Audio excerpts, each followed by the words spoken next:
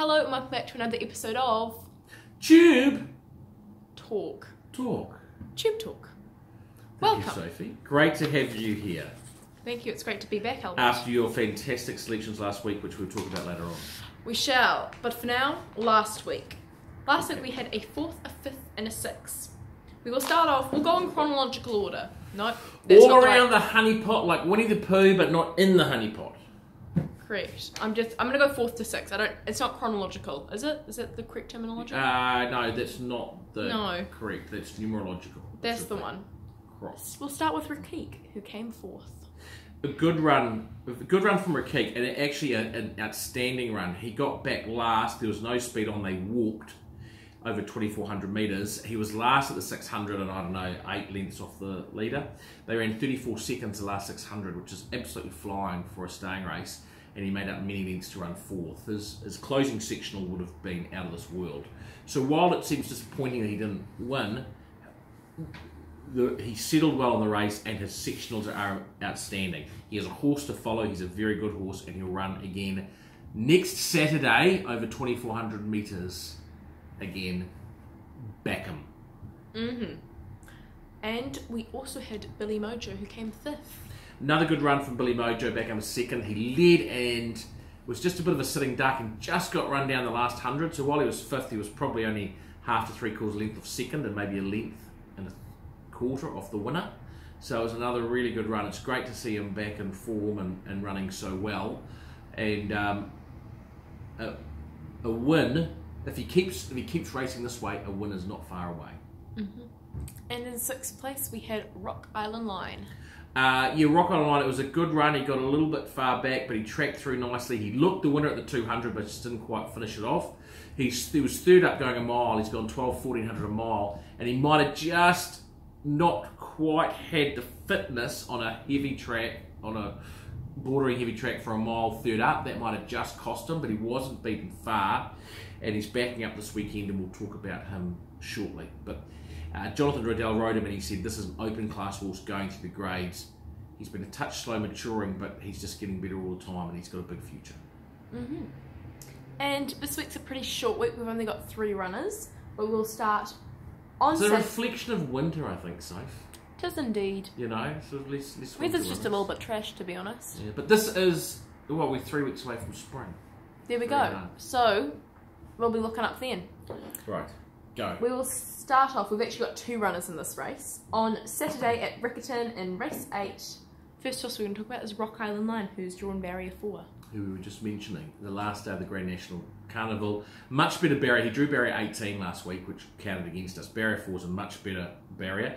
And we've decided to, there was no rating 65 mile. We would have had to go up a grade and run a mile. So we've decided to keep him in his own grade and run him over 1,400 metres.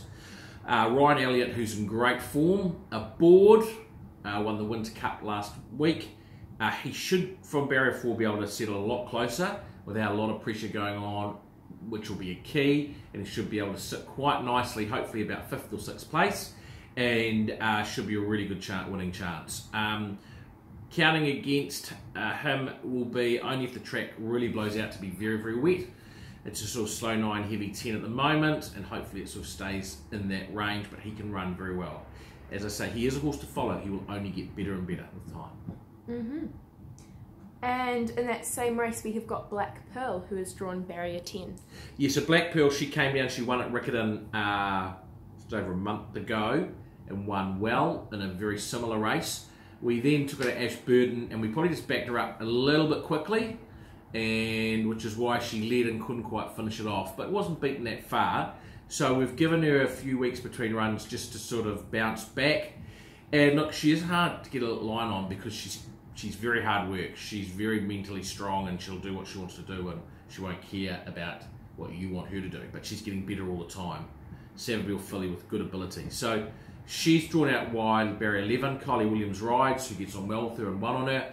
And she's a go forward horse. So she won't punch out and fly forward, but she'll probably roll forward and be in the first 2 or 3. And it just depends on mental state of mind on the day, but she can run well. You'd certainly want her in your selections. And our final runner of the week is Hesburgh, running on Sunday at Whangarei in race 6. Really exciting start for him. full brother that has a halo. We've got a very high opinion of him, and we're actually setting him for the VRC Derby, which is why he started to race at this time of year. We were going to go to the trials at Avondale next week, but we've decided to run him at Ruakaka because he's run well there before. He'll get a good track. We might not get a good one at Avondale next week. So it's only 1,000 metres, which is not really his go. It's well short of his best, but that's okay. It's a means to an end. He's drawn barrier 1, which we're very happy about, and Sam Spratt rides, which we're also happy about. From there, he should be able to get a nice... We're just going to let him jump and land and race wherever he's happy. He'll probably end up midfieldish, and we just want to see him doing his best work late.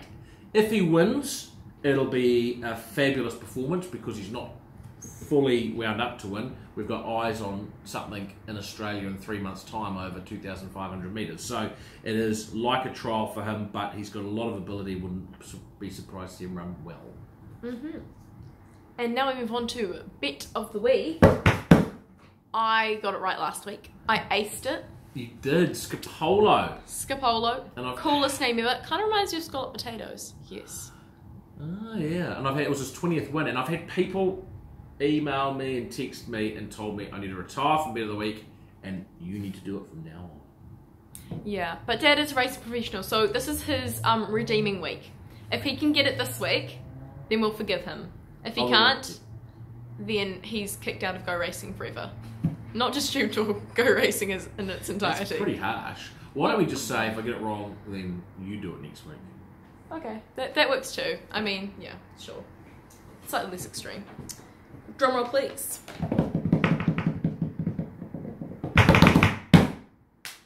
Viva La Blues, who is running on Sunday in race 5 at Whangarei. This is Dad's choice. Tell us about it, Dad. So I've been asked to say the horse a couple of times. Viva La Blues. Blues. Whangarei. It's a first starter, and you've always got to be slightly wary of first starters. And it hasn't had a trial this time in, but it had a trial, a couple of trials back in the autumn. And it's ran third in its first trial behind a horse called Star Performance, who was unbeaten in the trials, looked really good, and absolutely bolted in a strong field on debut. Very, very good horse. And the second horse was a horse called Pull Your Socks Up, who we've got a very big opinion of, and who ran good close-up fourth in a very strong race first up, and is back in training. And she ran third, and his second trial she ran second behind a Schnitzel horse, and finished quite close up. So clearly has ability. So also, it's out of Kablu, so it makes, I think, a half-sister to Shamrock, are very closely related to the Group 1 winner.